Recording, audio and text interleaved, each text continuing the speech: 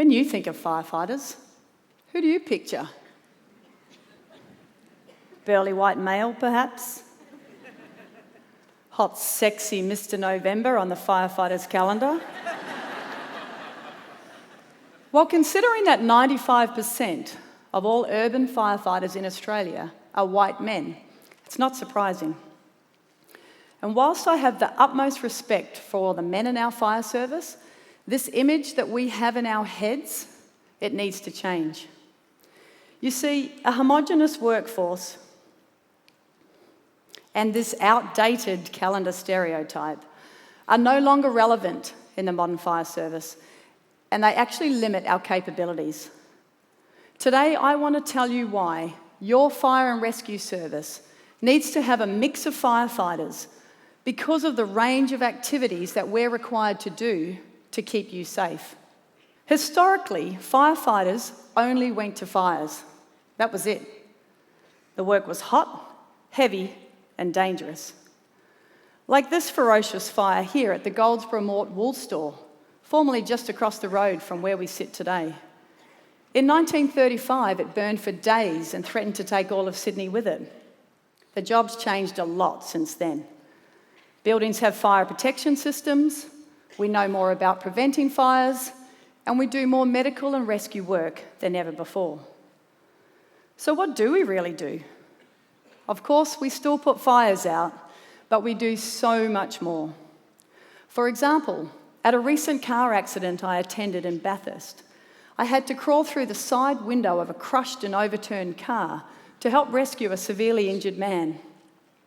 His teenage daughter had crashed and rolled the car on that day while she was learning to drive. Our most senior firefighter, who incidentally looks like Mr. November, was too big to fit through the side window. So myself and my two other crew members used specialised rescue techniques to release the man and slide him out through the front windscreen to safety. As a woman and as the officer in charge that day, it was both appropriate and acceptable for me to hug that distressed teenage driver and reassure her that her dad was going to be okay. And in another job, an old man fell out of his bed and laid for 2 days on the floor with a broken hip until his family could investigate. When we arrived, we sent our smallest firefighter down through the roof cavity. She then reassured the old man in Italian and was able to translate between his family and the ambulance crew. This old man was saved that day because of this firefighter's small size and her cultural competence.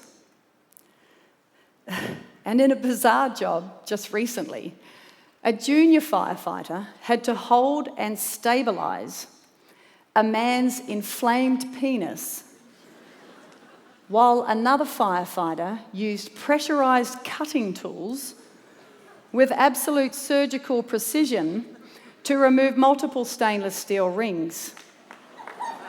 I know it sounds odd, but it's all part of our job.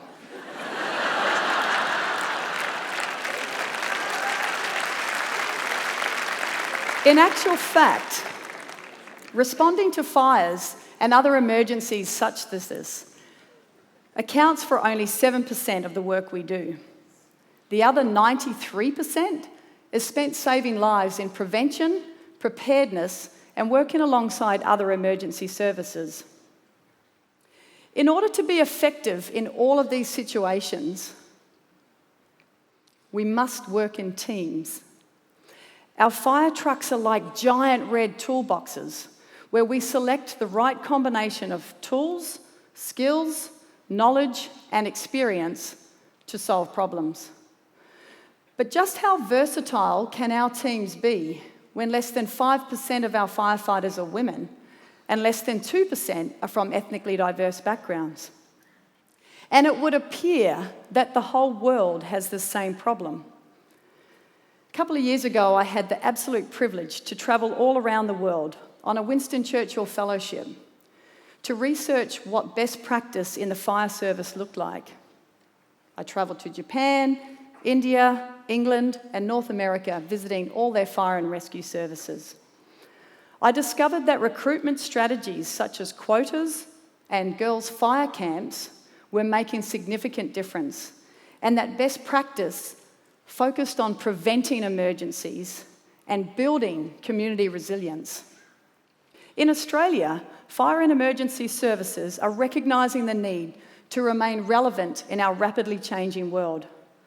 We are actively recruiting a diverse workforce, and we're making sure that you all know who we are and the range of things that we do. We have increased the numbers of women, Indigenous, and ethnically diverse people in all of our emergency services. Not only has this made us more versatile and broadened our capabilities, it's also really made a significant impact on the culture in our fire stations and our other workplaces. Slowly, the message is spreading that we are rescuers, protectors, and educators. We participate in your cultural, sporting, religious, and events, and in time, you can expect us to look even more like you. Change is slow, but we're definitely heading in the right direction. And the best thing is that you can help too. Stop thinking tall, sexy Mr. November is your local firefighter, and start thinking captain capability, fit, intellectually and emotionally strong, multi-skilled, and connected to you. So the next time you see a giant red toolbox go flying past, imagine a crew of men and women inside that reflect your community with the range of skill sets to solve all problems and guarantee your safety. Thank you.